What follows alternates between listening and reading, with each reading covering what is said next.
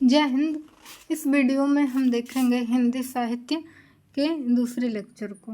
हमने पहले लेक्चर में देखा कि हिंदी साहित्य का इतिहास, जिसका टॉपिक था हिंदी साहित्य का इतिहास क्या है, हिंदी किसे कहते हैं, हिंदी शब्द की उत्पत्ति कैसे हुई।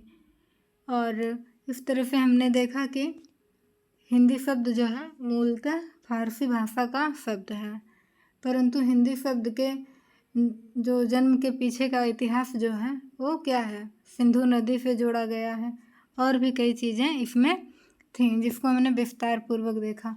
फिर हमने देखा साहित्य किसे कहते हैं, यानी कि साहित्य क्या है। साहित्य के बारे में अनेक विद्वानों के अनेक मत थे। जैसे कि हमने देखा महावीर प्रसाद द्विवेदी जी ने क्या कहा है, इनके भी कई कोटेशन थे। एक सबसे प्रमुख है कि ज्ञान राशि के संचित कोश का नाम ही साहित्य है। इस तरह से हमने देखा कि डॉक्टर नगेंद्र ने क्या कहा है साहित्य के बारे में। इन्होंने कहा है कि इनका एक कोटेशन है कि साहित्य आत्मा अभिव्यक्ति जीवन की अभिव्यक्ति है, कि मतलब साहित्य आत्मा अभिव्यक्ति जीवन की अभिव्यक्ति है। डॉक्टर नगेंद्र का ही एक और कोटेशन है कि सरस शब्दार्थ का नाम काव्य है। इस तरह हमने देखा कि बालकृष्ण भट्ट जी ने कहा कि साहित्य जन समूह के हृदय का विकास है। इस तरह जयशंकर प्रसाद ने क्या कहा, काव्य आत्मा की संकल्पनात्मक अनुभूति है। इस तरह से कई विद्वानों के हमने साहित्य के बारे में मत देखे। और हमने फिर देखा कि लास्ट में कि हिंदी साहित्य का जो इतिहास है, आखिर इतिहास कहते किसे हैं, इतिहास है क्या। इतिहास के बारे में हमने देखा कि इतिहास क्या होता है कि अतीत काल में घटित घटनाओं का जो क्रमबद्ध तथ्य जिस पुस्तक में लिखा जाता है उसे ही क्या कहा जाता है, इतिहास। 2 मिनट में हमने पिछले क्लास के बारे में देखा कि हमने पढ़ा क्या है, थोड़ा थोड़ा ओवरव्यू हमने देखा। अब इस लेक्चर में हम देखेंगे कि हिंदी साहित्य के इतिहास का उद्भव, हिंदी साहित्य के इतिहास का उद्भव। यहाँ देख रहे हैं हम कि यद्यपि 19वीं शताब्दी से पूर्व विभिन्न कवियों और लेखकों द्वारा अनेक ऐसे ग्रंथों की रचना हो चुकी थी जिसमें हिंदी के विभिन्न कवियों की जीवन वृत्ति एवं कृतित्व का परिचय दिया गया है। यहाँ क्या कहा जा रहा है कि 19वीं सदी के पूर्व क्या हुआ था, विभिन्न लेखकों द्वारा अनेक ऐसे ग्रंथों की रचना की जा चुकी थी। कब? 19वीं शताब्दी के पूर्व, जिसमें क्या हुआ था, हिंदी के विभिन्न कवियों के जीवन वृत्ति एवं कृतित्व का परिचय दिया गया था। जैसे एग्जाम्पल में देखते हैं 84 वैष्णवन की वार्ता और 200 वैष्णवन की वार्ता, भक्तमाल, कविमाला, कालिदास हजारा आदि ऐसे ग्रंथ हम कब पाते हैं, 19वीं शताब्दी के पूर्व, जो हमें हिंदी साहित्य के बारे में बताता है, उनके कवियों के बारे में। 84 वैष्णवन की वार्ता ये कब लिखी गई, 1568 ईस्वी में। इसके लेखक थे श्री गोकुलनाथ जी। 84 वैष्णवन की वार्ता लिखी गई 1568 में और इसके लेखक कौन थे, श्री गोकुलनाथ जी।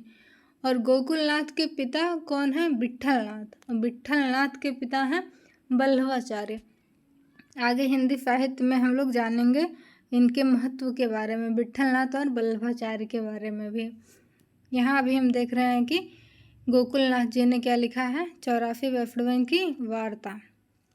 इन्होंने उत्तर भारत में वैष्णवन भक्ति के प्रसार हेतु अपने दादा वल्लभाचार्य, गोकुलनाथ के दादा कौन हुए, वल्लभाचार्य, इनके द्वारा बनाए गए 84 कृष्ण भक्तों का ब्रज भाषा गद्य में पहली बार सूचना दी। वल्लभाचार्य के द्वारा 84 कृष्ण भक्तों के बारे में बताया गया, जिसके बारे में ब्रज भाषा गद्य में पहली बार सूचना इन्होंने दी, गोकुलनाथ ने। यह जो ग्रंथ है 84 वैष्णवन की वार्ता, यह ग्रंथ सख्य भाव की भक्ति और सूरदास की पहचान कराया। इस ग्रंथ से हमें इनके बारे में पता चला।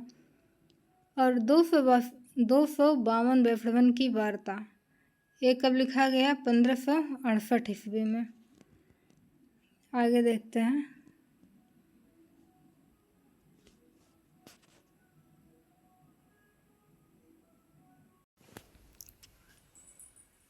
ये जो 252 की वार्ता है, इसमें गोकुलनाथ ने अपने पिता विट्ठलनाथ द्वारा बनाए गए 252 शिष्यों की कथाओं का संकलन प्रस्तुत किया है। इसमें कितने हैं? 252। अगला पॉइंट है, इसी ग्रंथ में अष्टछाप एवं पुष्टि मार्ग का तात्विक विवेचन हुआ है।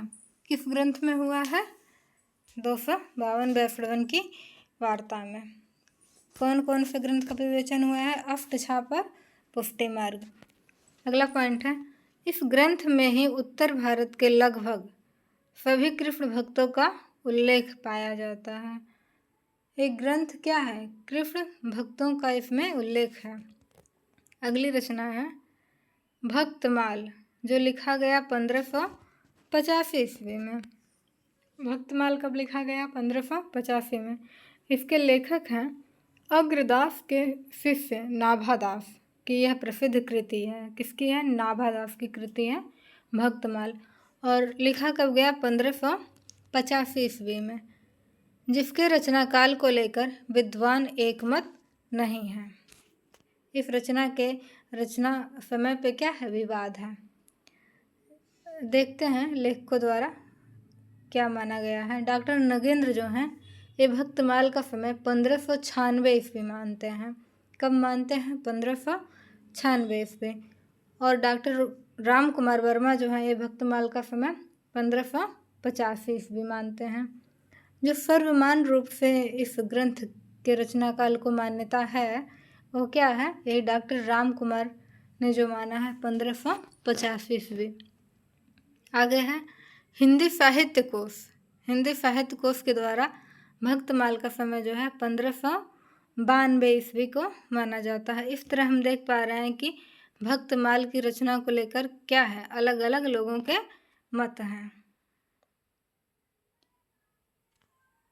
इस ग्रंथ में नाभादास ने 200 भक्तों के चमत्कारपूर्ण चरित्र को 316 छप्पे छंदों के में व्यक्त किया है। भक्तमाल में कितने भक्तों के बारे में है? 200 भक्तों के बारे में। और कितने छप्पे में उनके बारे में वर्णन किया गया है? 316 छप्पे छंदों में व्यक्त किया गया है। अगला पॉइंट है, भक्त कवियों के विषय में जानकारी देने वाली यह हिंदी की प्रथम पुस्तक है। भक्त कवियों के विषय में जानकारी देने वाली पहली पुस्तक कौन सी है? भक्तमाल। आगे देखते हैं। नाभादास जो हैं, इन्होंने अपनी पुस्तक में तुलसी के प्रति श्रद्धा भाव प्रस्तुत करते हुए अपने ग्रंथ का सुमेरु कहा है। अपने ग्रंथ का सुमेरु किसे कहा है नाभादास ने? तुलसीदास को।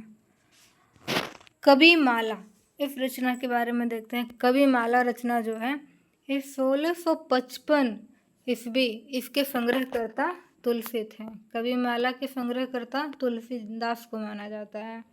और रचना कब की मानी जाती है? 1655 ईस्वी की।